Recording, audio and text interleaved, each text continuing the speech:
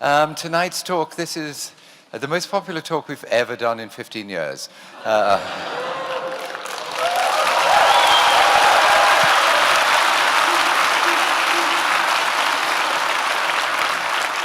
Tonight is the third, so it's been a weekend of Jordan Peterson, which has been a huge pleasure.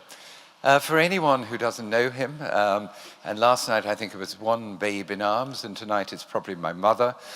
He was associate professor at Harvard University and is now the professor of clinical psychology at Toronto. His first book was a huge success. It revolutionized the psychology of religion, and his latest book, The 12 Rules of Life, is set to do exactly the same. Just a few housekeeping things. At the end of the talk, we're going to have a Q&A, which I'm going to moderate. So do prepare your questions. Please make them questions. And also for those people in the live stream, there'll be post-it notes, and you can hand questions to the ushers, and we'll be taking those as well. I look forward to that. And at the end of it, we're going to be doing not so much a signing, but here on stage, a dedication. Everyone's book is, or pretty well everyone's book is already signed. So if you don't want a dedication, then just leave. On the third page, you'll find the signature. Last night there was a huge queue, as you can imagine. In order to make the queue run smoothly, and sorry to sound bossy, but he's not going to be doing selfies. Just because it means he's got to stand up the whole time and it'll slow down the flow. But he's very happy to be photographed, and you can photobomb him if you'd like. Also, because all of us, particularly me, are really keen for him to solve the problems of our lives, please resist doing that during the dedication, because it'll really slow everything down. I think the three things that you can take away from this evening, and you'll be the judge, is first of all, be inspired by the talk, secondly, read the book, and thirdly, marry a Canadian. I feel rather fortunate to have now done all three. Also, if you would like to tweet, it's hashtag the 12 Rules of Life. So without further ado, please welcome one of the world's great public intellectuals, Jordan Peterson. Thank you.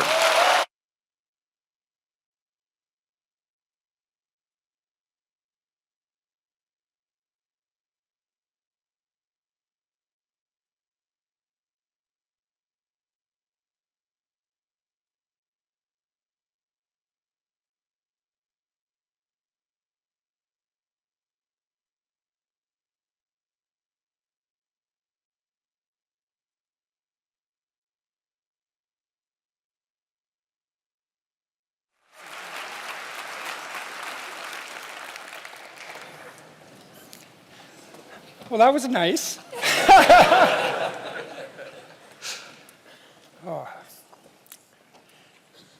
So I thought I'd talk about my book tonight. I've given 2 talks now, and I didn't actually talk directly about it. I sort of talked around it. So I thought, I don't like to give the same talk twice. So I thought I'd actually walk through it and outline it a little bit. And so I had to spend most of the day memorizing the rules. You know, you'd think if you worked on something for 3 years, or it's been 5 years, I guess, you'd actually have it memorized. But memory is a very strange thing, and it's very particular and goal-oriented. And I actually didn't have the rules memorized, and certainly not their numbers. So hopefully I do by now. So I guess we're going to find out. But I have a copy of the book here in case I forget. So I think we'll go through them one by one, and we'll see how that goes. 7 o'clock, so all right, good. The first rule, which is kind of a comical rule, is stand up straight with your shoulders back. And it's a meditation, among other things, on the habits of lobsters. I read some papers on lobsters must be 10 years ago, I guess, and they just absolutely blew me away.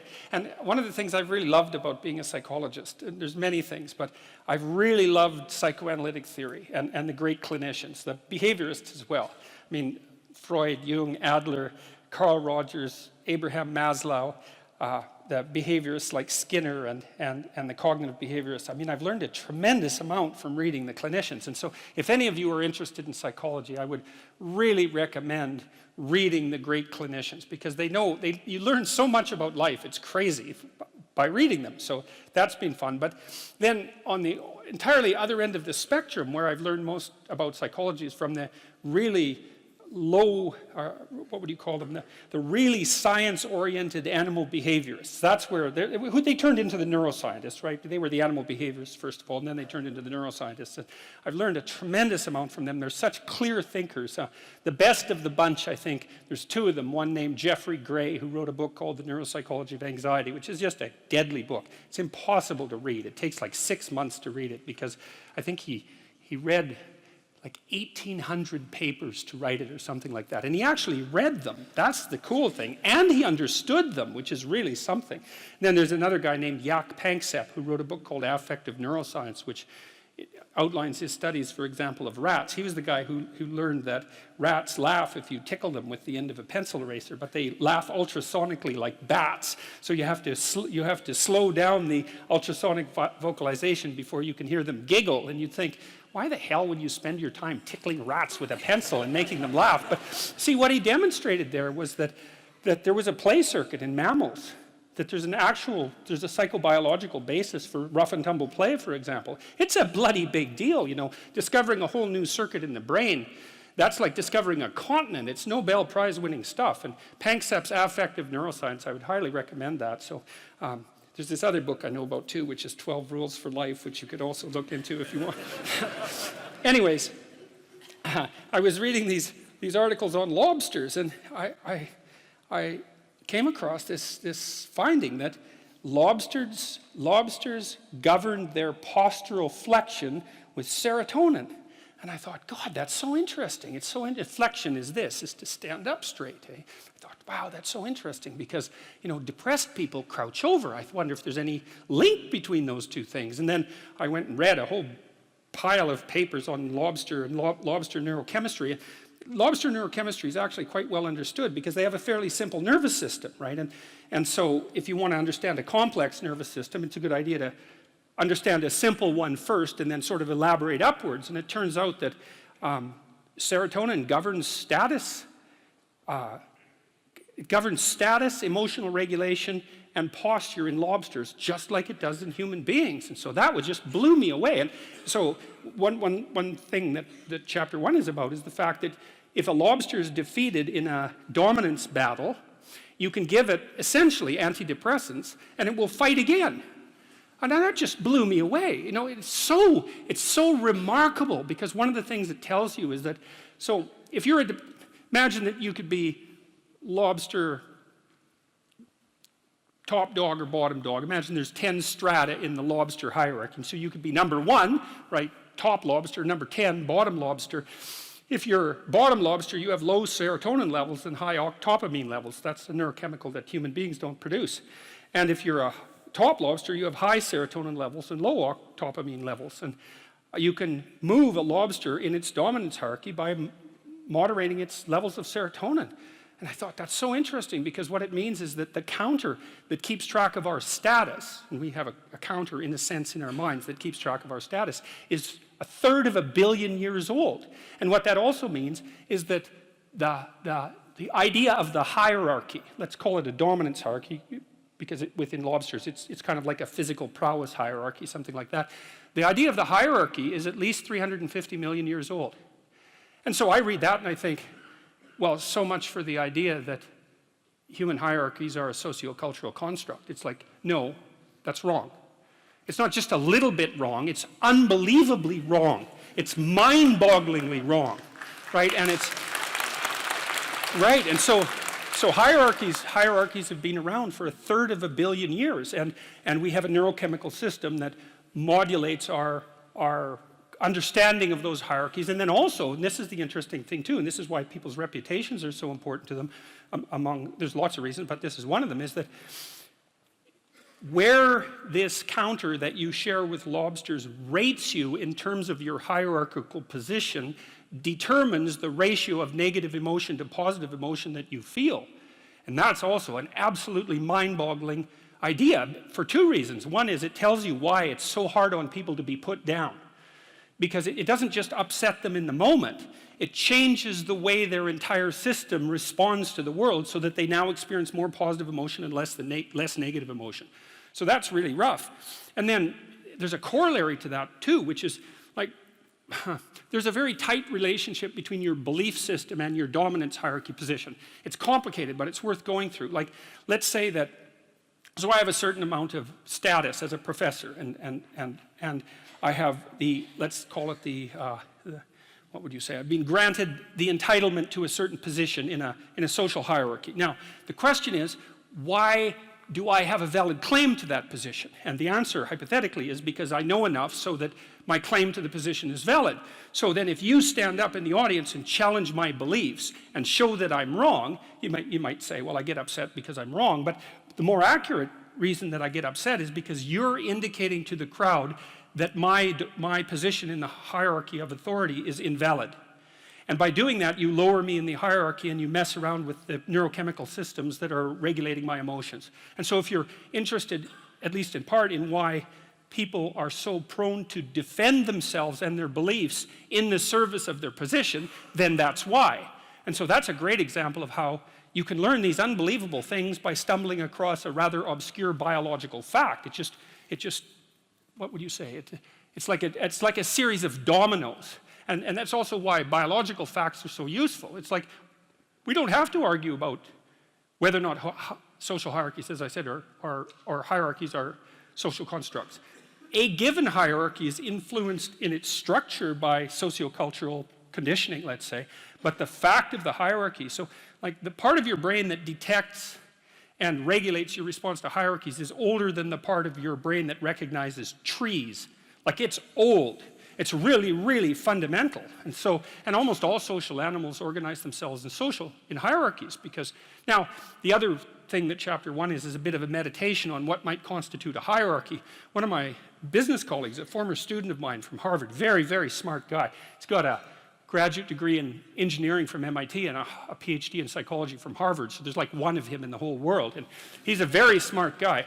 And he helped me design the self-authoring suite, by the way, and he's been working for about 20 years on that. That's a suite of programs that helps people write about their lives and straighten them out. He told me to stop using the word dominance hierarchy.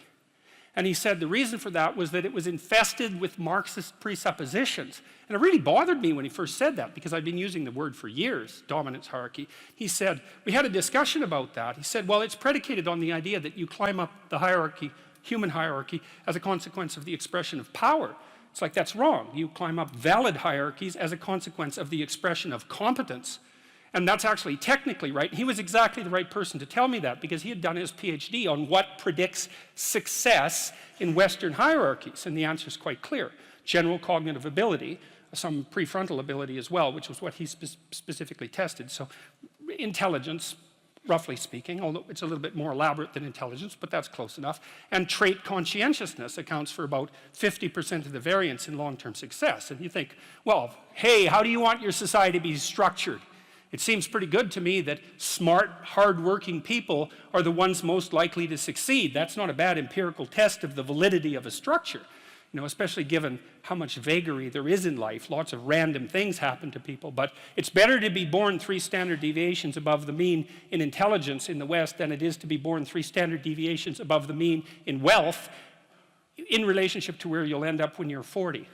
So he said to use the word competence hierarchy, or we decided that, and I think that's much better.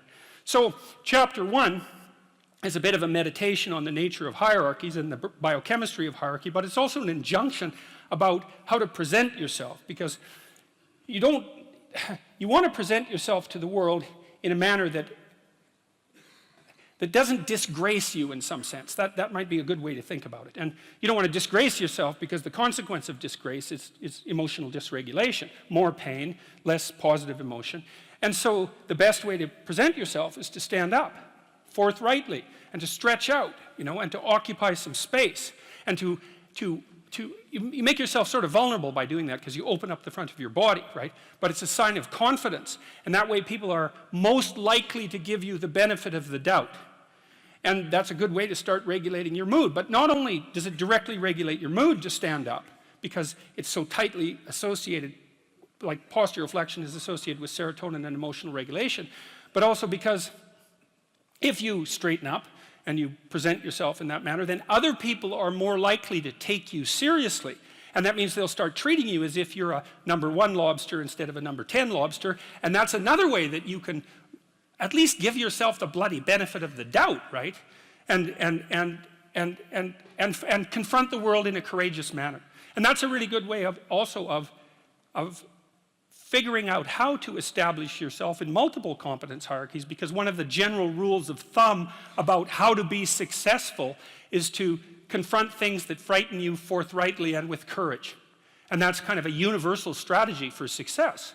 And so that's what the first chapter is about. So that's quite fun. My graduate students, I told them these lobster stories. My graduate students, when we used to go out for breakfast, and they were a very competitive bunch, very fractious and witty, and they were always trying to get one over on each other, and making some witty put down or something like that. And it got to the point in the restaurants where they'd put their claws in the air and click like this when they, got one over on one of their colleagues, which was very peculiar and strange and very funny as well.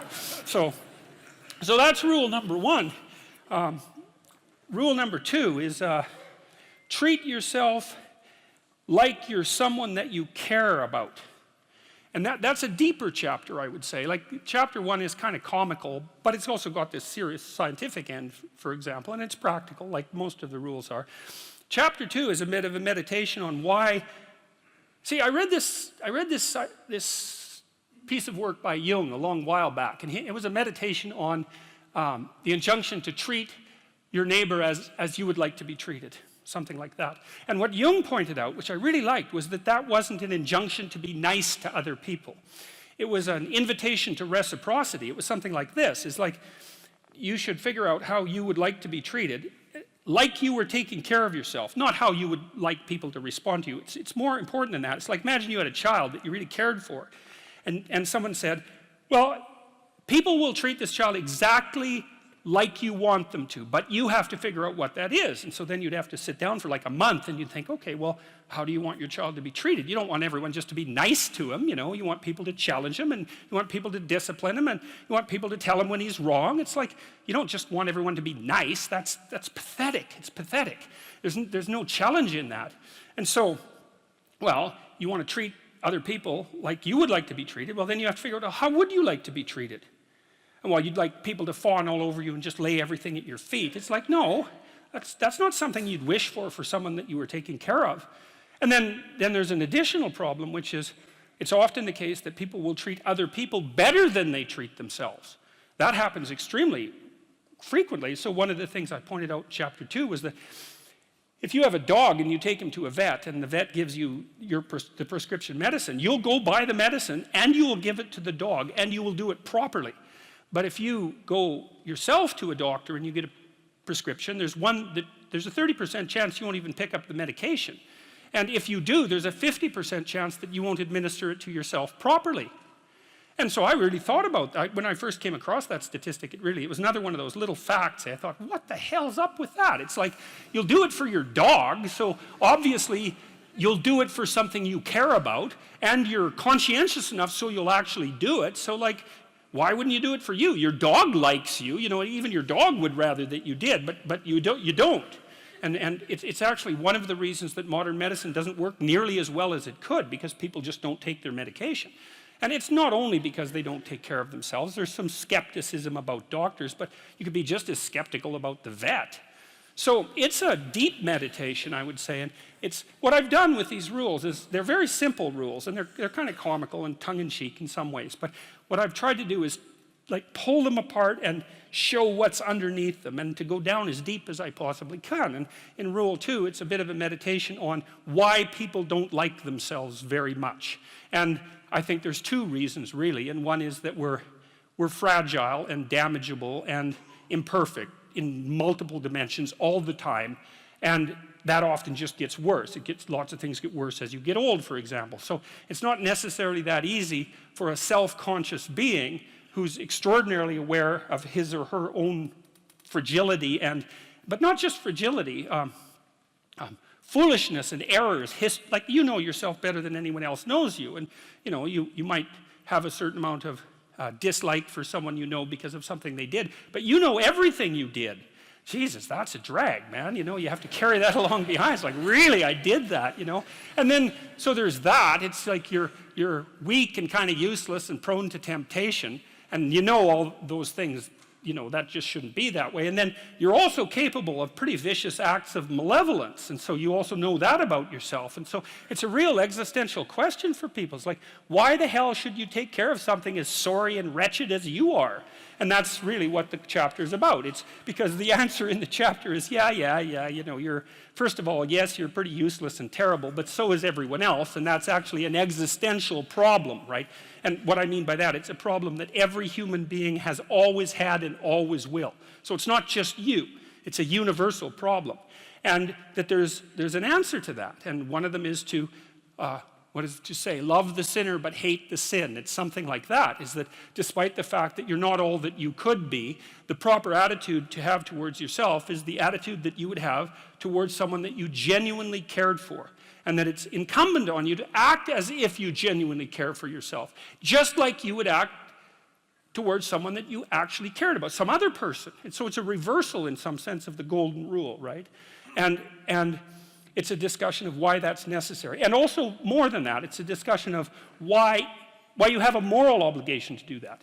It's not just that you should because it would be better for you. You actually have a moral obligation to do that, I think, because you make the world a much better place, much worse place if you don't take care of yourself. So you should bloody well take care of yourself, because, well, that's what the chapter's about. It's partly because you have something valuable to bring into the world. That's the thing about being an individual. It's the thing that Western civilization has always recognized, that as an individual, you have a light that you have to bring into the world, and that if you don't bring it into the world is a dimmer place. And that's a bad thing, because when the world is a dim place, it can get very, very, very dark. And so it's necessary, not just so that you feel better, not just so that you're a #1 lobster, none of those things. You need to take care of yourself because you're in the best position to do that. And it's necessary for you to take care of yourself. Despite the fact that we're mortal and vulnerable and self-conscious and capable, not only capable of doing terrible things, but actually do them. Despite all that, you still have that responsibility. And so I wanted to hit the question as hard as I can to try to figure out, well, why people are contemptuous of themselves.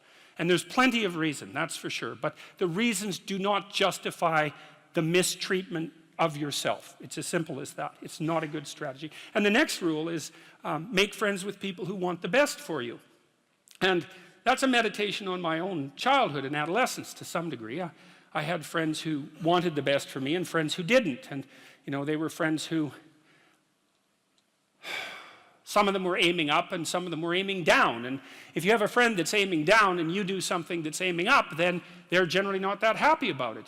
They try to top your accomplishment with one of their own, hypothetical or real, or put down what you're doing, or offer you a cigarette if you're trying to quit and you've kind of done that successfully, or a drink if you've been drinking too much and are trying to stop being an alcoholic, Or they're cynical and bitter and devoted towards no good. And sometimes that's family members too, and sometimes it's even part of you, But this chapter is an injunction to people, is like you have an ethical responsibility to take care of yourself, you have an ethical responsibility to surround yourself with people who have the courage and faith and wisdom to wish you well when you've done something good, and to stop you when you're doing something destructive. And if your friends aren't like that, then they're not your friends.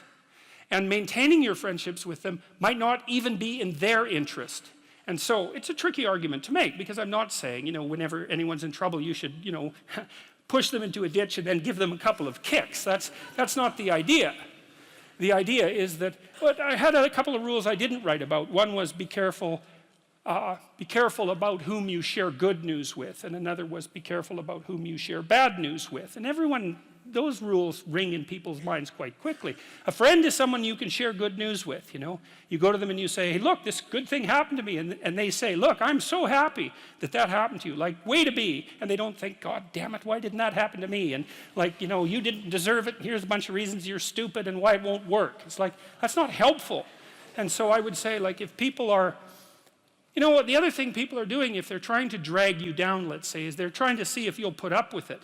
Because they have this idea that maybe life isn't worth living and things aren't good, and that if they can besmirch, let's say, to use an archaic term, something that's pristine and good, then they demonstrate to themselves that there is no true ideal and that there's no necessary reason to be responsible and to strive forward. And so they use you as a test case. You know, I'll just push you down into the low lobster bin and see how you respond. And if you put up with it, then yeah, my cynicism is fully justified. And so, well, that's chapter 3. And it's a painful chapter because it also details the suicide of one of my friends, which occurred over a very long period of time. Not the actual suicide, but all the prodroma to it. And so, and it's a contentious chapter. Number 4 is compare yourself to who you were yesterday, not to who someone else is today. And the reason I wrote that was because I had this client, I'm a clinical psychologist, and I've spent 20 hours a week for 25 years listening to people tell me about their lives, you know, and those people were people who were just barely hanging on to the bottom of the world, up to people who were so successful you can hardly believe it, like the entire gamut of people. And that's been absolutely fascinating. It's like being a clinical psychologist, if you really listen, is like being immersed in a Dostoevsky novel all the time, you know, because it's amazing what people will tell you if you listen to them.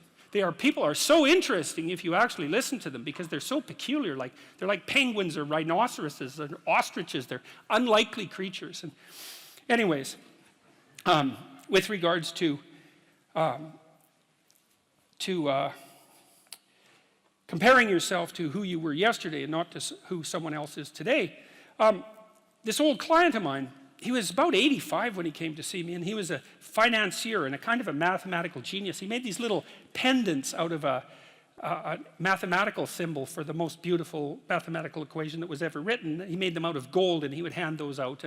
And he had studied psychology as a young man, and he introduced me to this concept that I didn't know about called the Pareto distribution, which, see, I'd been taught as a psychologist that most human characteristics were normally distributed, right? So most people were average and some people were extreme. That's a Pareto or a normal distribution. Intelligence is like that, and height, there's more people of average height than very tall or very short, and weight is like that. And lots of things are normally distributed, and psychologists tend to assume that everything is, but it isn't. Creative products are distributed in a Pareto distribution, and that's a whole different thing, and it's really important to know this. It's another fundamental fact, the knowledge of which can sort of transform the way you conceptualize, let's say, the political landscape. So here's an example of the Pareto distribution. You know, there's a rule of thumb that if you run a company that 20% of your employees do 80% of the work, or that 20% of your customers are responsible for 80% of your sales, or that 20% of them are responsible for 80% of the customer service calls. Same thing, but that's not exactly the rule. The rule is worse than that. The rule is, in a given domain, the square root of the number of people operating in that domain do half the productive work. So you think, well, you have 10 employees, 3 of them do half the work. It's like, yeah, okay. What if you have 100 employees? Then 10 of them do half the work. What if you have 1,000 employees? Well, then it's 30. And if it's 10,000 employees, then it's 100. And this actually turns out to be a rather ironclad rule. It applies across very, very many situations. It applies, for example, to the mass of stars and the size of cities. So you can see how universal it is as a law. And it's something like those that have more get more, and those that have less get less. That's the Matthew principle, right? To those who have everything, more will be given. From those who have nothing, everything will be taken away. And the economists sometimes call that the Matthew principle. And so what that lays out is a world that's rife with inequality. So, you know, you hear this idea that I think it's the 85 richest people in the world have more money than the bottom 2 billion. That's a Pareto distribution phenomena. And you might say, to hell with capitalism for producing that. It's like, sorry, you got your diagnosis wrong. It's a natural law. It's no matter what society you study, you get a Pareto distribution of wealth. You get a Pareto distribution of number of records recorded. You get a Pareto distribution of number of songs written or goals scored. Like any creative product has that characteristic. And it's partly because as you start to become successful, let's say, people offer you more and more opportunities. And as you start to fail, people move away from you and you plummet. And so Okay, so that's rough. So what it means is that there is always a landscape of inequality. And I'm not saying that we shouldn't do anything about it, although I am saying that we don't know what to do about it. That's the thing, because you can modify the Pareto distribution of wealth, let's say, but we don't know how to do it without maybe disrupting the system so completely that it collapses, which is what happened in the Soviet Union, for example, and in Maoist China. They were trying, at least in principle, to adjust inequality. But the cure was far worse than the disease. And the truth of the matter is, we actually don't know technically how much inequality there has to be to generate wealth. We can guess, and you could say, well, there should be less, and you might say, well, there should be more. If you're left-wing, you'd say less, and if you're right-wing, you'd say, well, we'll just let the inequality flourish. But we do know that it's inevitable, and we also know that we don't know how to regulate it. So, there is inequality. What that means is there's always going to be people around that are better at something than you are. And that's a problem, because you can get jealous, and you can get bitter, and you can get resentful, and worse, you can get hopeless, because you look like. I have this friend of mine. He told me something so funny.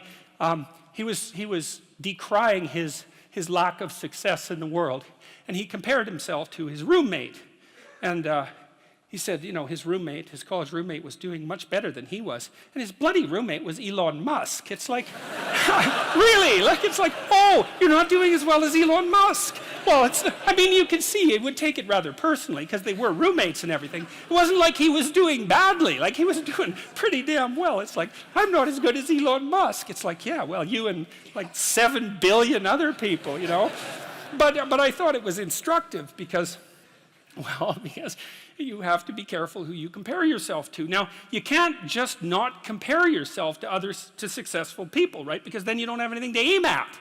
And one of the things I learned from Jung, this was a cool thing, I'm going to make a real lateral move here. Jung thought the book of Revelation was appended to the Bible because the Christ in the Gospels was too merciful. He was too nice a guy. Now, he's an ideal, right? And Jung said, wait a second, an ideal is always a judge.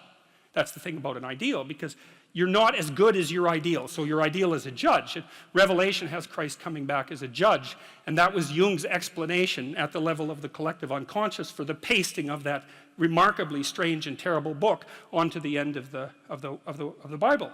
So, anyways, my point is an ideal you need an ideal because you have nothing to aim at, but an ideal is a judge, and you always fall short of the ideal. So how the hell can you have the benefits of having an ideal without having the crushing blow that goes along with having the judge that always regards you as insufficient?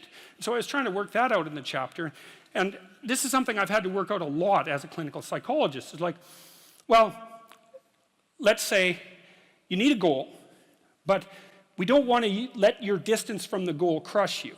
So you got to set up a goal, and then you got to break the goal down into parts so that you can move towards it, and you have a fairly high likelihood of doing it. So that's a bit of practical, I wouldn't say advice, it's because it's better than advice. It's some practical knowledge about how to go about achieving an aim. Set a high aim, but differentiate it down so you know what the next step is, and then make the next step difficult enough so you have to push yourself past where you are, but also provide yourself with a reasonable probability of success. It's also what you do with children, right? You want to push them because they need to grow up and be more than they are, right? But you don't want to crush them with constant failure. So what you do is aim high and make the goal difficult but proximal. So anyways, so that's one way of looking at it. But then the next thing is, I've had many clients in their 30s who are trying to, this is more true with women, I would say. A lot of women who are very high achieving and who established their career goals at 30 and then want to differentiate out their life. They want to have a husband, they want to have a family, they're trying to figure out how to do that. And one of the things I've noticed that around 30, you really have to stop comparing yourself in some ways to other people. And the reason for that is that the particularities of your life are so idiosyncratic that there isn't anyone really all that much like you, because the details of your life happen to matter. And so maybe you compare yourself to some rock star or something like that, and the person's rich and famous and glamorous and all that, but they're alcoholic and they use too much cocaine and they've had 3 divorces, and it's like, how the hell do you make sense out of that? Is that someone that you should judge yourself harshly against or not? The answer is you don't know, because you don't know all the details of their lives. And who do you know that you can compare yourself to? That's easy. You. yesterday. So here's a good goal. It's something like, well, aim high. And I really mean that. It's like, and we'll talk about that a little bit too. Aim high, but use as your control yourself. It's like, so your goal is to make today some tiny increment better than yesterday. And you can use better, you can define better yourself. This doesn't have to be some imposition of external morality. You know where you're weak and insufficient, where you could improve. You think, okay, well, this is what I'm like yesterday. If I did this little thing, things would be just an increment better. And, well, that's a great thing because you get the ball rolling, and incremental improvement is unstoppable. You can actually implement it, and it starts to generate Pareto distribution-like consequences. It starts to compound. And I've seen that happen in people's lives over and over. Well, people write me all the time and tell me that they're doing that, but I've seen that happen in people's lives continually. They make a goal that, the goal should be, how could I conceive of my life so that if I had that life, it would clearly be worth living, so I wouldn't have to be bitter, resentful, deceitful, arrogant, and vengeful. Like, that's sort of the bottom line, right? Because that's what endless failure does to you. It's not good. And that's what life without purpose and a goal does to you as well, because life is very hard. So you think, okay, well, I need to adopt a mode of being that would justify my suffering. And you can ask yourself that question. What would make this worthwhile? I quote Nietzsche, I think, in that chapter. He said, "He who has a why can bear almost any how." That's a lovely line, man. I mean, it's a lovely line. And it's really worth thinking about. So you think, well, how do I manage all this misery and suffering and futility? It's like, well, I need to figure out what I would have to do in order to make that clearly worthwhile. And so then you have your goal, and then you think, well, I need to move towards that incrementally because I'm kind of useless and can only do so much, and maybe not even that. But all I have to do is be a little bit better than my miserable self yesterday. And that'll propel you forward very rapidly. And you can succeed at it, which is also really lovely, because why not set yourself up for success, because otherwise you'll droop around like a number 10 lobster, and, that's just not good. You get all pinchy when that happens, and it's not a good thing. So that was chapter 4. Chapter 5, geez, we're cruising along here. Chapter 5 is the one that I thought I would get in the most trouble for writing, I figured people would be all over me for this, and so far they haven't been, but they still might be. So, and it's called, "Do Not Let Your Children Do Anything That Makes You Dislike Them." And I thought that would be contentious, first of all, because people would think, well, I never dislike my children. It's like, really? Really? Really? You're going to really tell me that? God! And there's a more horrifying element to that too, because as a clinical psychologist, I've seen the full Freudian nightmare, I can tell you that. And, I've seen families where it's like this. It's like the family members are standing in a circle, let's say, and each of them has their hands around each other's neck. And they're squeezing hard enough to strangle the other person in 20 years. And that's the family. It's like, and, if you haven't met a family like that, or, well, then you're not paying attention, and there's some reasonable possibility that you're actually in a family like that. So the idea that parents can't dislike their children is like, God, how naive can you get? That's just, if you think that, man, I don't even know where you'd start to straighten yourself out. I could never dislike my children. It's like, yeah, well, those are the people who produce the most monstrous children, too, I can tell you that. So and then there's this idea that Jung had, which I really love, which is the idea of the shadow. And, it kind of got pop psychology and trendy, sort of among the New Age types, too. But one thing I can tell you about Carl Jung is, no matter what else someone might say about him, he is absolutely not New Agey. If you read Carl Jung and you understand him and you're not terrified right to the depths of your soul, you haven't understood a damn thing you've read. And one of the things that Jung said about the shadow, which is the dark side of humanity, the dark side of each individual, was that its roots reached all the way to hell. And he meant something very specific, both metaphysical and practical by that. The metaphysical element was he meant hell, literally and metaphysically, but he also meant the more proximal kinds of hell. And so what he meant was that if you were able to understand your dark side, then you would see in yourself a reflection of the behavior that was that was present at Auschwitz, for example. And that the reason that people don't take the dark side of themselves seriously at all, and even confront the fact that it exists, is because no one wants to see that reflected within them. And no wonder. Like, it's absolutely no wonder. Jung also believed that that confrontation with the shadow was an inevitable barrier to enlightenment, that there was no, Joseph Campbell, who is a popularizer of Jung to some degree, has become well known for saying, follow your bliss. And Campbell learned virtually everything he knew from Jung. But Jung, that isn't what Jung said at all. He said, pursue what's meaningful and you'll encounter that which you least want to encounter. And that's the dragon, right? That's the dragon that hoards gold, for example. And the dragon is also something that lives inside you. And it's not something that you take the encounter with lightly. There are very old stories about this. There's this Egyptian story about the god Horus, who was the Egyptian savior in some sense. And when he encountered evil, even though he was a god, he lost an eye in the battle. And so that's the famous Egyptian eye, that everyone still knows about. That's the eye of Horus that was torn out by Seth, who's the precursor to Satan. And so it's no joke, that. It's no joke. Back to children. See, I kind of knew this when I had my kids. I'd already undergone that to some degree and understood what it meant to be a bad person, a terrible person. And one of the things I knew was that manifested itself in families all the time. Tyrannical father, overprotective mother, more rarely overprotective mother, overprotective father, tyrannical mother. It's usually the other way around. And the terrible pathological familial drama that Freud made much of in the early 20th century. I'd seen that in many, many situations. Dismal, brutal, awful. And I've seen parents punish their children. And you can also take a page from Nietzsche if you really want to punish your children, or anyone else if you have someone you're interested in punishing, including yourself. You don't ever punish someone you really want to punish for doing something wrong, because that's actually a bit of a relief to them. That's the theme of Dostoevsky's Crime and Punishment. The murderer gets away with it, and it's a relief to him when he gets caught. It's like, no, if you really want to punish someone, you wait till they do something good, and then you punish them. Because that'll teach them. You maximize the hurt that way. You decrease the probability that they'll ever do anything good again.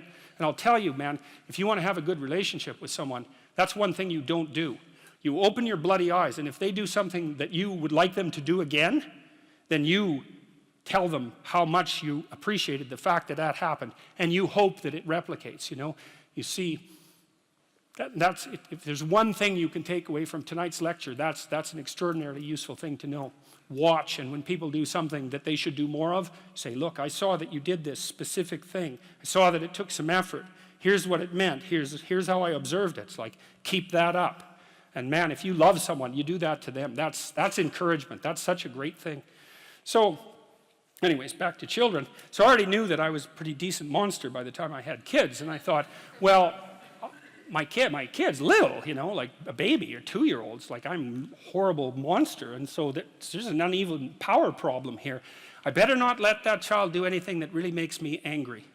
Now and then you hear about something horrible that happens. When I was in Boston years ago, I read about a woman who'd plunged her 2-year-old daughter's arms into boiling water. You think, well, how in the world can that happen? It's like, well, she's probably hungover. She probably just lost her job. She was probably desperate in 6 different ways. She probably didn't have any decent disciplinary strategies for children. She probably didn't have anyone helping her. She was bitter and resentful and angry, and the child misbehaved at exactly the wrong moment. And you're going to be around your children a lot, and so you might want to have it so that they don't misbehave at exactly the wrong moment. Because all hell can break loose if they can, and I didn't want that to happen. And I knew that it was easy for people to hate their children, even though they mouth the words that they love them all the time. I saw very little evidence of that in many situations. And so one of the things, you have a natural affinity for children, and even maybe a more powerful natural affinity for your own children, so that's a good start. But you don't want to set them up as an enemy against you. You don't want to allow them to engage in the kind of hierarchical challenge that makes you irritable and resentful. That's not a good idea. And if the things they do make you dislike them, the probability that they will make other people dislike them is extraordinarily high. And so you can consult your own irritability. And you can say, look, kid, I used to tell my kids this, when they were 3 or 4. I'd say, look, I'm not in a very good mood. And I'm likely to be unreasonable, so it would be best if you'd go in your room and play for a while. It's like, I like you, man. You're a great kid, but like, get the hell out of here for a while. And they were fine with that. We'd trained them already at that point to be able to go play by themselves in their room, which is something a kid should be able to do anyways. But you need to know what sort of monster you are if you're going to be a good parent. And if you think, oh, I'm not a monster, it's like, oh, yes, you are. You're just an unbelievably unconscious monster. And that's actually the worst kind. So, and then the other thing about that chapter is there's an idea in it, and it's an idea that I think is well supported by the relevant literature, which is that your fundamental job as a parent, especially of a child from 0 to 4, is to make that child eminently desirable socially. So you're a successful parent if, when your child is 4, all sorts of other children want to play with him or her. That's really that's like if you want one marker of whether or not you've been successful. That's it. Now, some children are a lot harder to get along with than others, and some children have a harder time playing. And so I'm not saying that every parent who has a child that isn't popular at 4 is at fault for that. I'm not saying that. I'm saying the reverse, which is you can be sure that you've been successful if your child is not popular exactly, but desirable as a playmate. And so then you think, well, what have you done for your child? Well, you've opened up the entire world of children to them. So because they know how to play, which is a very deep knowledge, and it starts to become inculcated probably at the breast, and certainly in the course of rough and tumble play at about 2 years of age. It's a deep embodied knowledge. They know how to play, like a good well-trained dog knows how to play. You meet a new dog and you go like this, and the dog goes like this. You think, oh, that dog, I can go like this and it won't bite me, right? It knows how to play. And a kid who's awake and alert is just like that, like a well-socialized kid. If you know anything about kids, is you can take a 4-year-old and make a little play gesture at them and they'll smile right away and start playing just right now. And that's what you want for your kids. And then everywhere they go, other kids like them and will include them in their play. And play is the way the children develop. And so if other children include them in their play, then the children develop. And the poor kids that don't get befriended at the age of 4, the literature on this is crystal clear. If your child is an outcast at the age of 4, the probability that anything can be done about that is almost 0, no matter what you do. And I hate to be so blunt about that, but I know the literature, and that's what the literature suggests. And then the other thing is, if you don't allow your children to engage in dislikable behavior, then adults will like them, because adults actually like kids. One of the things I loved about having little kids in Montreal, I lived in a poor area in Montreal. There's a lot of rough guys around there, and we used to roll our daughter around in a stroller, and these rough guys, like, God only knows what they were up to. They were rough-looking guys. We'd roll our daughter by them, and they'd like smile, and they'd crouch down and make little goo faces, and they were.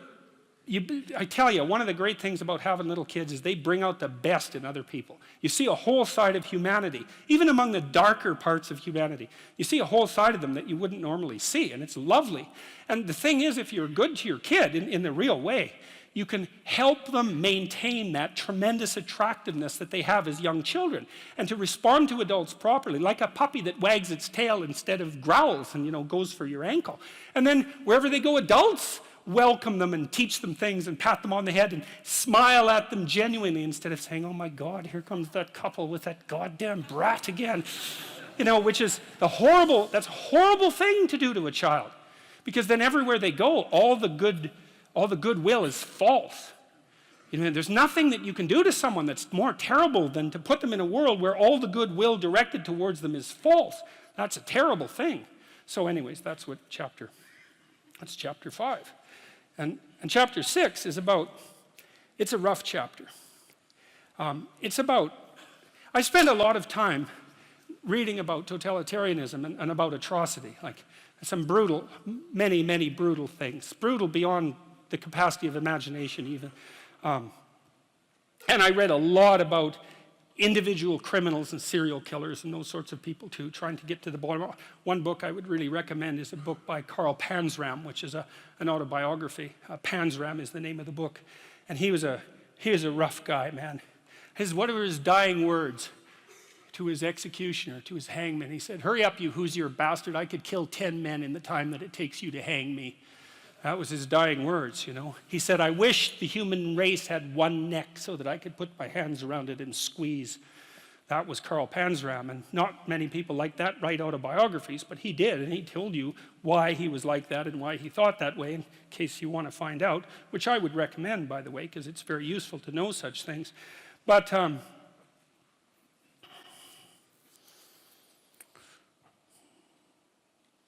I have to remember why I told you that Panzram story.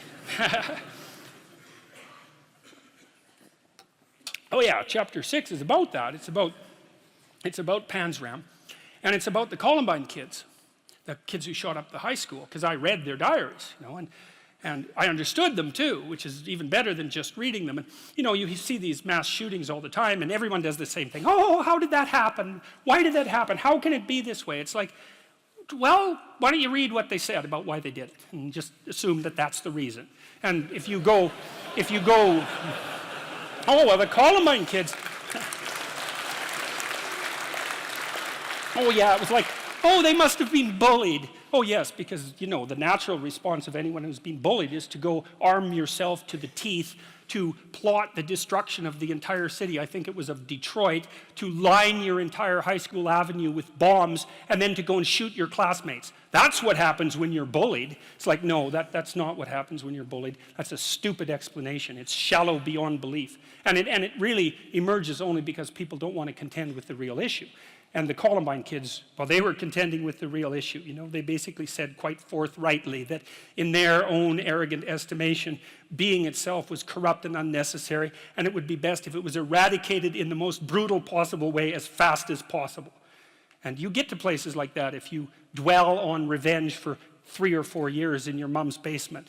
You can go to very dark places, and so that's what chapter 6 is about. And, Panzram, who was very brutally treated when he was a kid, and the Columbine guys who, had their ups and downs, but nothing compared to Karl Panzram, say, were judges of being and decided that it was flawed and that they were the ones to set it right. And so it's a rough chapter. But it's more than that. It's a meditation on resentment, because resentment is a key human motivation. And I would say it's a great teacher. To listen to your resentment is one of the best things you can possibly do. You have to admit that it exists first, and then you have to admit to the fantasies that it's generating, and you have to admit to what you would regard as the way out of it. So that's all very difficult, because it means learning things about yourself that you probably don't want to learn. But resentment only means one of two things. It means either like shut the hell up, grow up, quit whining and get on with it. That's one thing it means. Or someone is playing the tyrant to you, might even be you, and you have something to say and do that you should say and do to put it to a stop. And so and resentment can show you the pathway to doing that. It's a meditation on resentment, and one of the principles that I extracted from that is, like, a resentful person wants other people to change.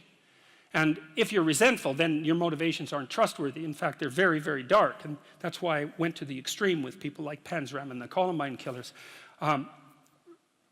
Resentful people who want to change the world are not to be trusted. What should you do instead? How do you treat your own resentment? I would say, well, I read this great line in a T.S. Eliot play called The Cocktail Party. And in it, this woman comes up to a psychiatrist. I think this is in this chapter. And she says, I'm having a really rough time of it. I'm suffering badly. My life is not going well. And then she says, I hope that there's something wrong with me. And the psychiatrist says, well, what the hell do you mean by that? And she says, well, here's how I look at it. There's either something wrong with the world, and I'm just in it, and that's how it is. And then, like, what am I going to do about that? Because it's the whole world. Or maybe I could be fortunate and there's something wrong with me that's causing all this unnecessary suffering, and if I could just set it right. I could learn and I could set it right. And so, well, I've been thinking about that for a very long time, and I think, well, if your life isn't going the way it is, you can find someone else to blame, which is pretty convenient for you and also relatively easy, or you could think, okay, I don't like life. I don't like the way my life is unfolding. Maybe I don't like life in general because it's tragic and tainted with evil.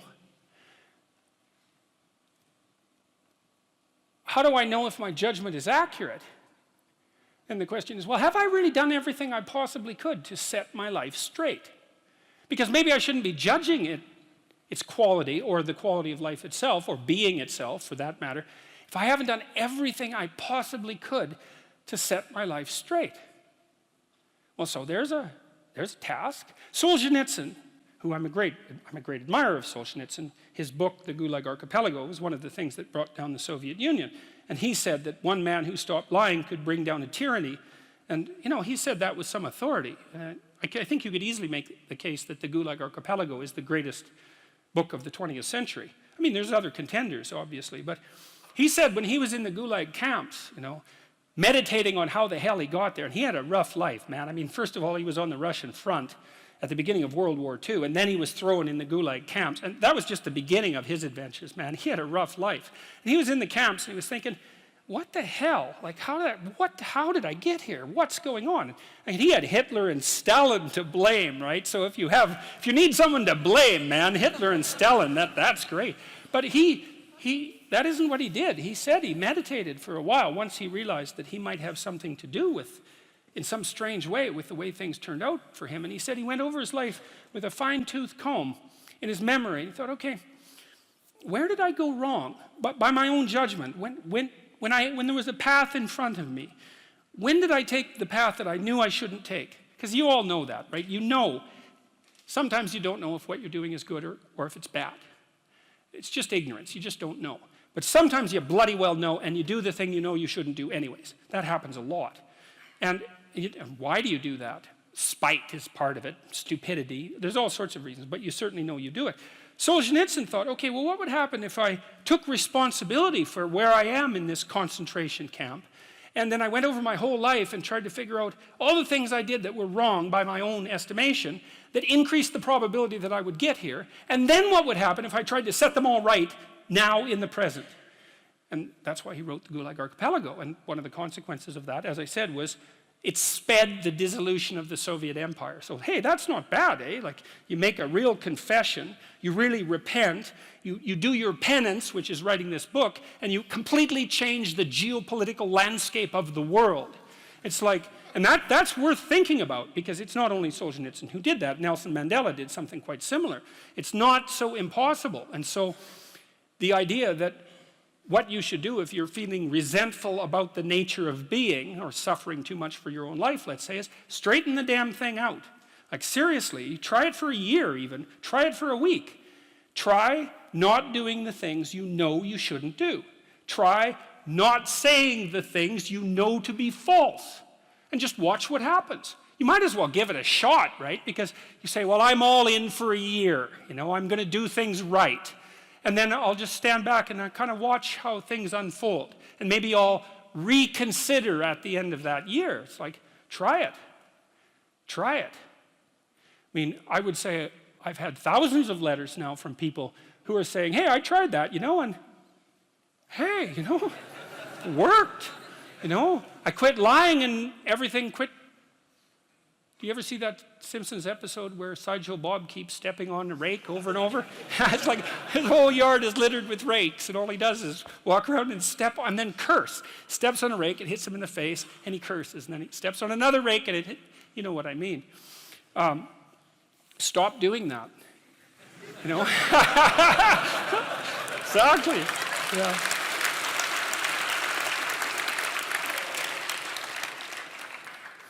I don't know if we'll get through all 12 rules. I guess you'll have to read the damn book. Anyways, Rule 7. Rule 7 just about killed me.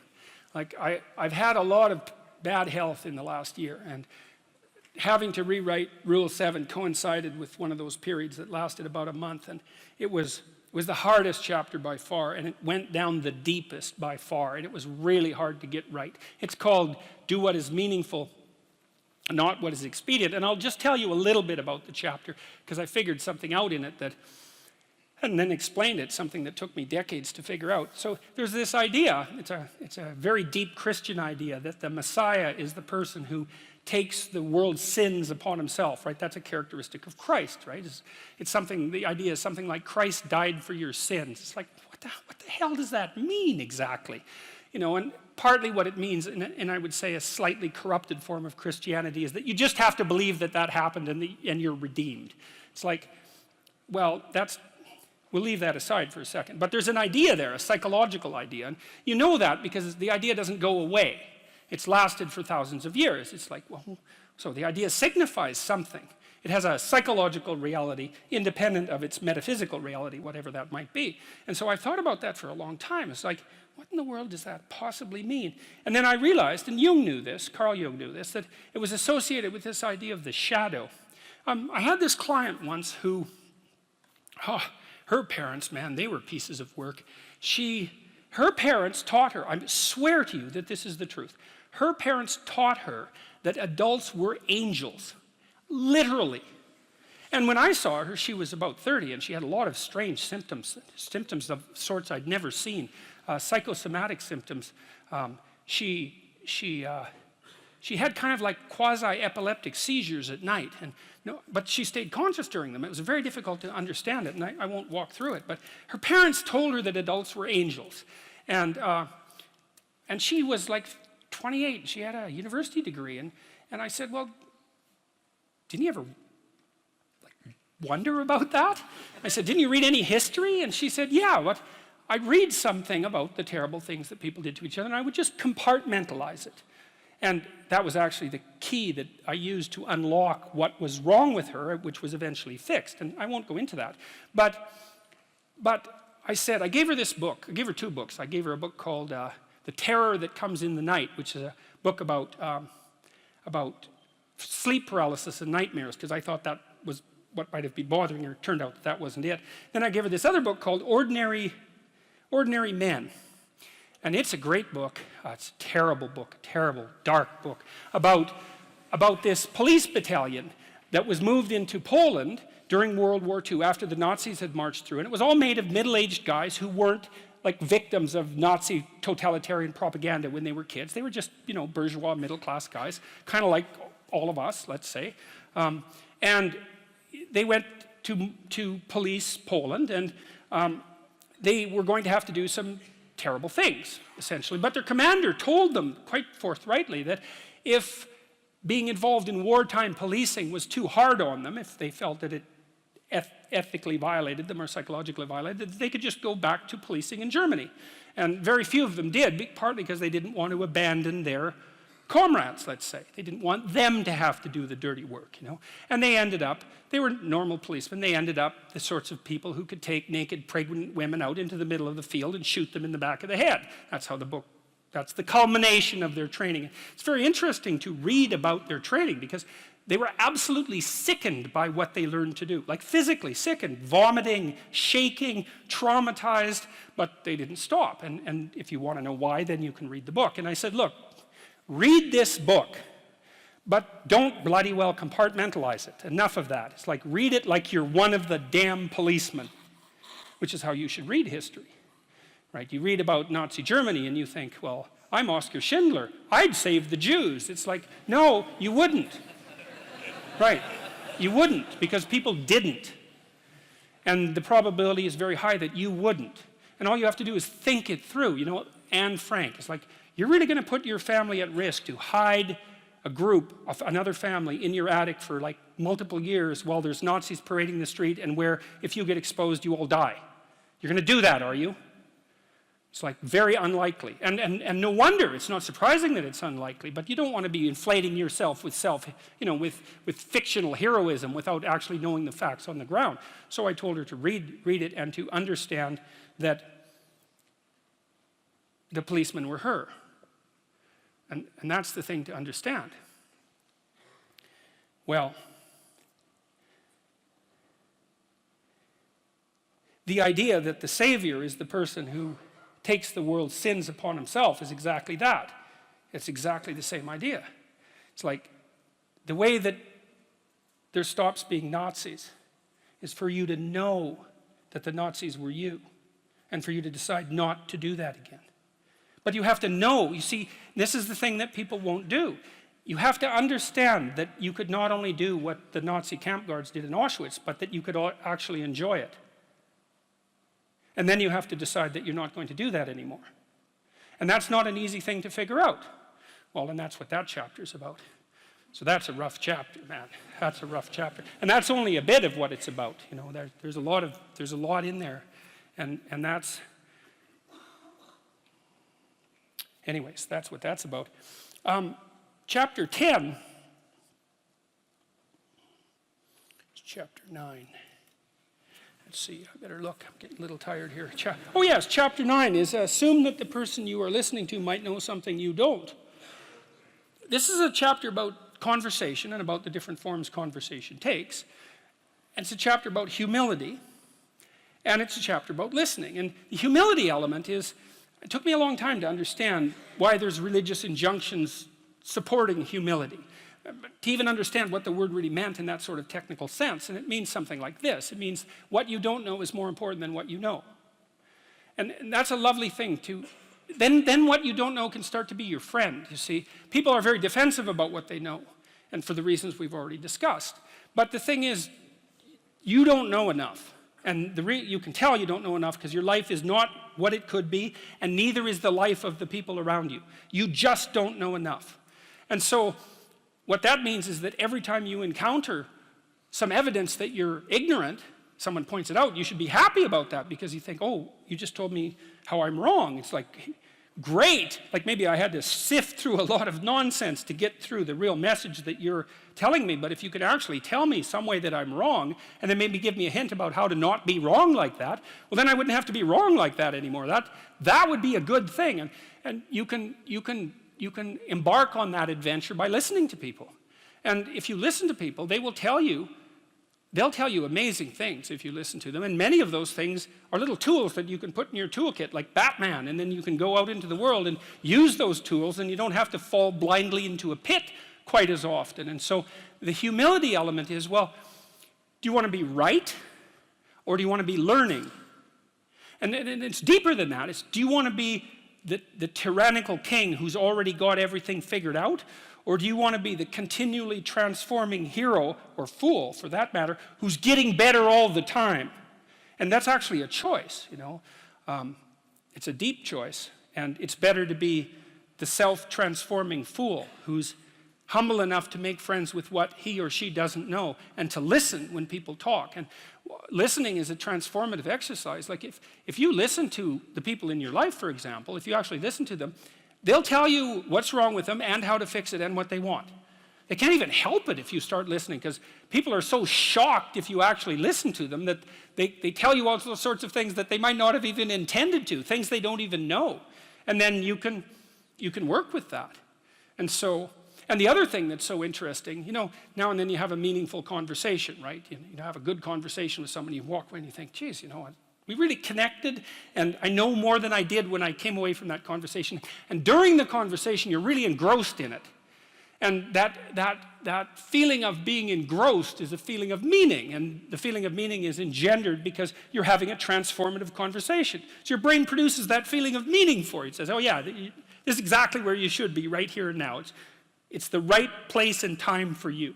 And that's a great place to occupy. And so a good conversation where people are listening has exactly that nature. And the reason it has that nature is because it is in fact transformative. It's one of the truisms of clinical psychology. Like if you're a clinical psychologist, a huge part of what you do is just listen to people. It's like, you know, they come in, they're unhappy, and they'd rather not be, something like that. You say, well, why do you think you might be unhappy? And they don't know. They have some ideas, and they may have to ramble around for like a year before they figure out why they're unhappy. They get rid of a bunch of reasons why they thought they were unhappy that are untrue, and then you kind of get to the heart of the problem. And then you might ask them, well, if you could have what you wanted so that your life would be okay, what would that look like? Then they have to ramble around a bunch about that because they don't really know. But the listening will straighten them out because people think by talking. And in order to think, you have to have someone to listen, because it's very hard to think. Hardly anyone can think. And even the people who can think can only think about a limited number of things. But almost everybody can talk. And you can listen to yourself talk, and if someone listens to you, then you also have a foil for your thoughts, right? Because you can watch the person when you're talking and see if you're boring or see if you're amusing or if you're engrossing, all of those things. And so listening, that's a very good thing. I outline a Carl Rogers dictum. He was a famous clinical psychologist. This is another great little tip. Rogers said, here's a trick to tell if you're listening. So let's say someone lays out their perspective for you, and then what you do is say, look, here's what I think you said. I think you said this and this and this and this and then this. Is that right? Have I got what you're saying right? And maybe the person says, God, you haven't been listening at all. And, then they have to straighten you out. Or maybe they say, yeah, you got it. And then the nice thing about that is that you summarize their argument for them, which can be very helpful, and for you. But also, you don't get to make the person into a straw man. So like if you're arguing with your wife, let's say, or your husband, big party is going to want to win. And that's stupid, because if you win, you get to be top lobster, but they get to be bottom lobster. And if you want to live with bottom lobster, then like more power to you, but I wouldn't recommend it. Right, because you don't want that. You want to defeat your wife in an argument. Oh, well, great. Like if she was going to disappear tomorrow, no problem. But like you're going to like live with defeated, miserable her for the next week? That's no good. So you listen and you think, okay, well, here's what I think you said, and maybe even make it a little stronger and more elaborated than was the case with the original utterance, so that you get the damn argument right. Because you don't want to win, you want to fix the problem. That's the winning.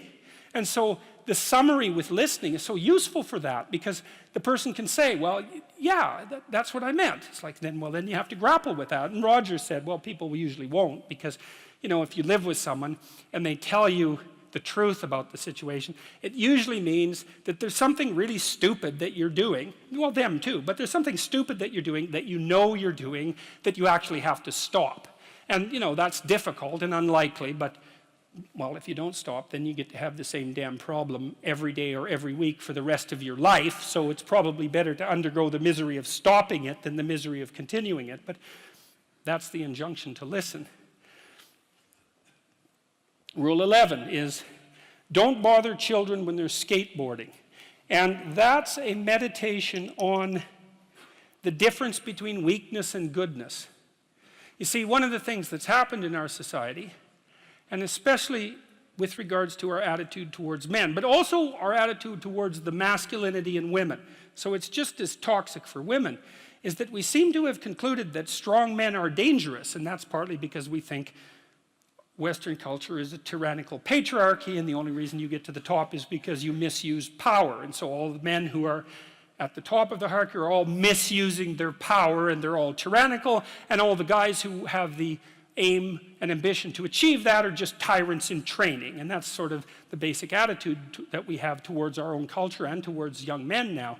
And that's just, there's everything about that is pathological and inexcusable and shameful. I mean, first, the claim that Western culture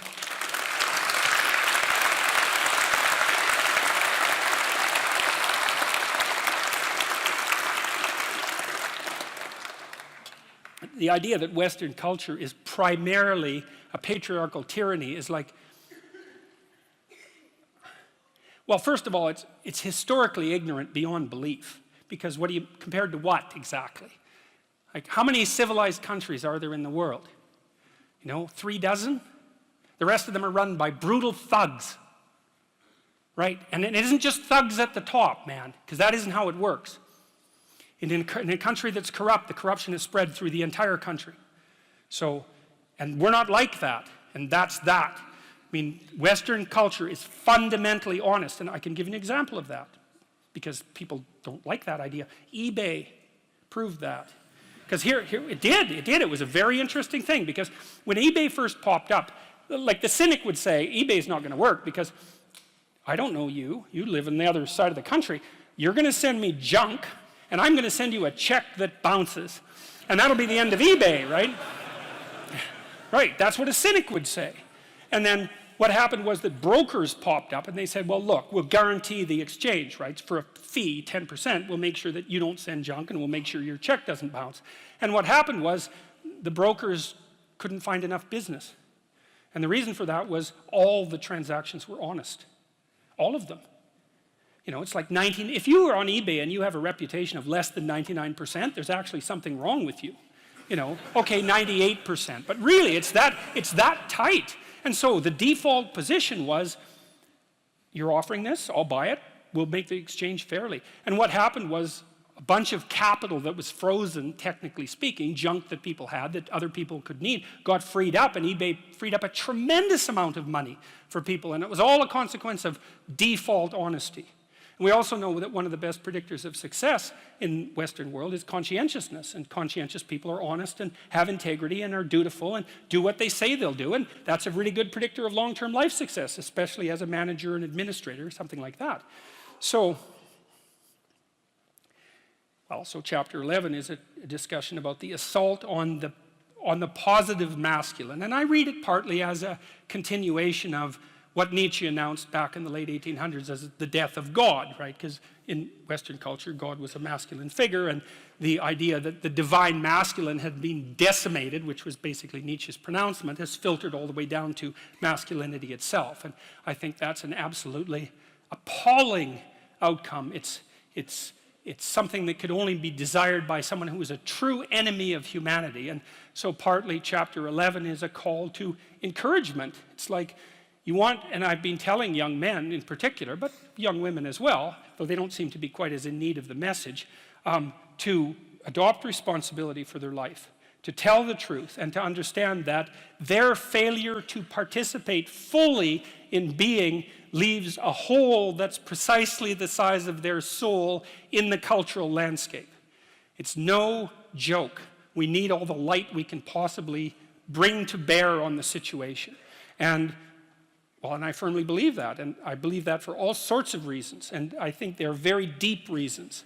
And that's partly why I would say Rules to Life also has, it's a funny book because it has a very religious core, but it's also very heavily grounded in evolutionary biology. So, but that's what chapter 11 is about, and it's about people who are the enemy of the human spirit, the people who restrict children's play, for example, which is a particularly pathological thing to do. There's a movement now to not let children have best friends. It's like, really? What the hell, man? That's so... There are so many things wrong with that idea that would take an entire another lecture just to scrape the surface, but mostly it's just, well, we're not even going to start on that. Final rule. It's called Pet a Cat When You Encounter One on the Street. And it's the most personal chapter in the book. It's a lot about my daughter. And my daughter was very ill when she was a kid, but particularly when she was a teenager. She had a very terrible time of it. She had juvenile rheumatoid arthritis, and when she was between the ages of 14 and 16, it first destroyed her hip, which had to be replaced, and then it destroyed the ankle on her other leg, which had to be replaced. And she walked around for 2 years on broken legs, and she was taking massive doses of opiates and could hardly stay awake. And she had this advanced autoimmune disease, which produced all sorts of other symptoms that were just as bad as the joint degeneration, but which are harder to describe. And so it's just bloody brutal.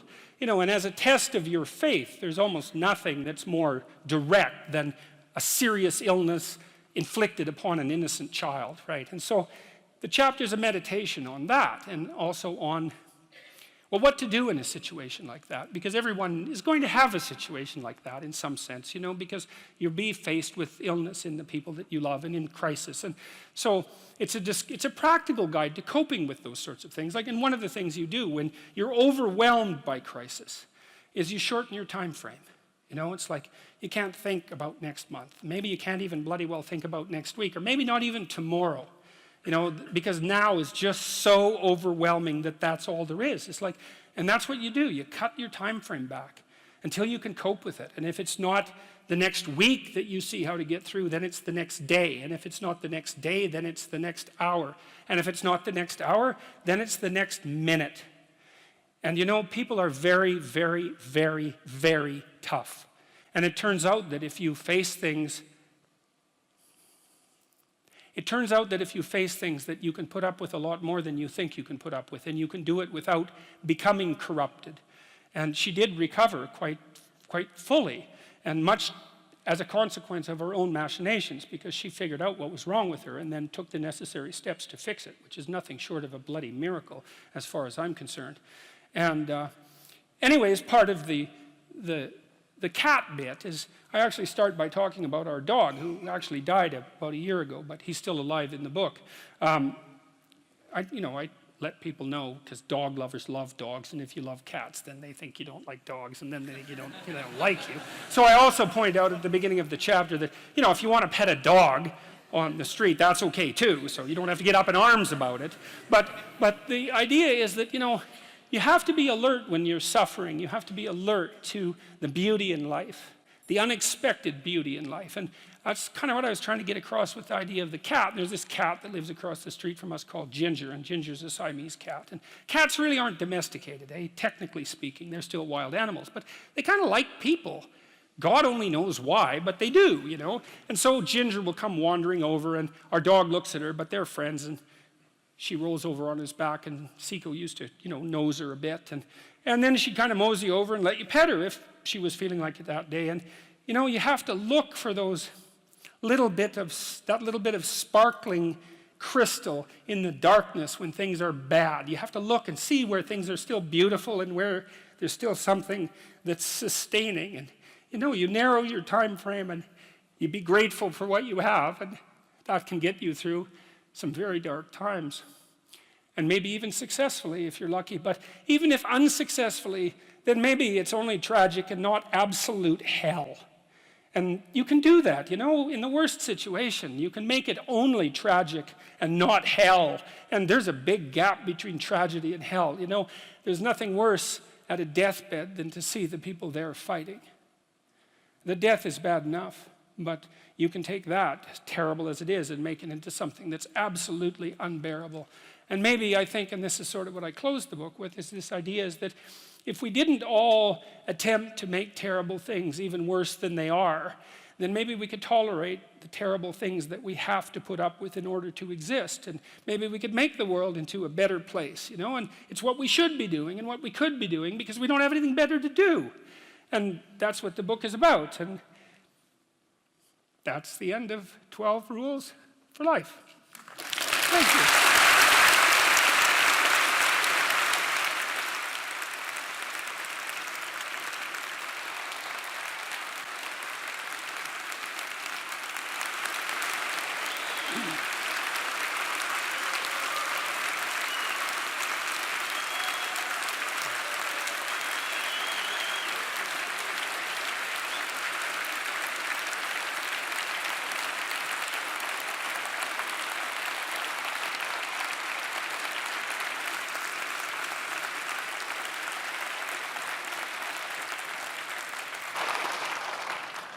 Well, we've overrun joyously, and normally I would have sort of cut the talk and done something so we can have questions, but I really didn't think it was appropriate.